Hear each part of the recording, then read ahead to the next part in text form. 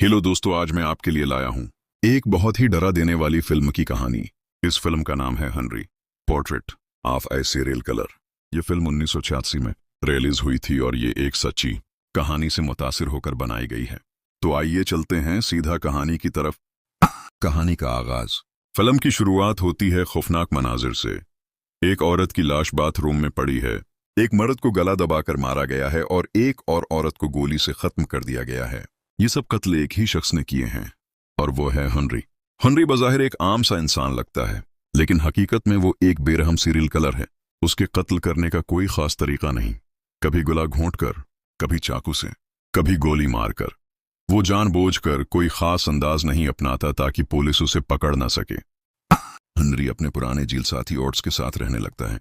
Otis एक बेकार और शराबी आदमी है। कुछ दिन बाद ओट्स की बहन बीकी भी उनके साथ रहने आ जाती है। बीकी अपनी बुरी शादी से भाग कर आई होती है। वो हेनरी को एक पुरस्कून और महफूज इंसान समझती है।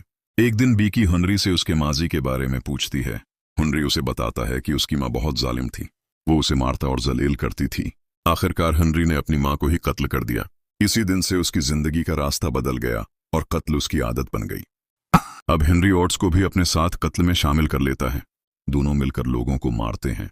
एक दिन वो एक पूरे खानदान को बेदर्दी से कत्ल करते हैं और उस पूरे वाकये को वीडियो टेप पर रिकॉर्ड कर लेते हैं। ये मंजर फिल्म का सबसे खौफनाक हिस्सा है, जैसे मौत को खेल समझकर एंजॉय किया जा रहा हो। आहिस्ता आहिस्ता ओट्स मजीद गंदा और प्रतिशद्दत हो जाता है। वो कत्ल के साथ साथ औरतों पर जुल्म और ज्यादती भी शुरू कर देता है।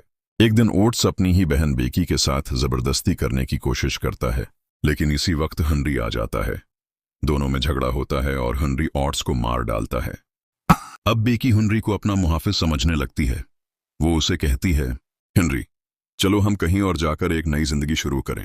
कुछ वक्त के लिए लगता है कि शायद हेनरी वाकई बदल जाएगा। शायद वो अब बेकी के साथ एक नया आगाज करेगा। लेकिन दोस्तों, अगली सुबह हकीकत सामने आ जाती है। एक होटल से सिर्फ हेनरी बाहर निकलता है। उसके हाथ में एक बड़ा सूटकेस है। वह उसे सड़क के किनारे रखता है और अकेला आगे बढ़ जाता है। यहाँ नाजिर को साफ पता चल जाता है कि हेनरी ने बीकी को भी मार डाला है और उसकी लाश इसी सूटकेस में है।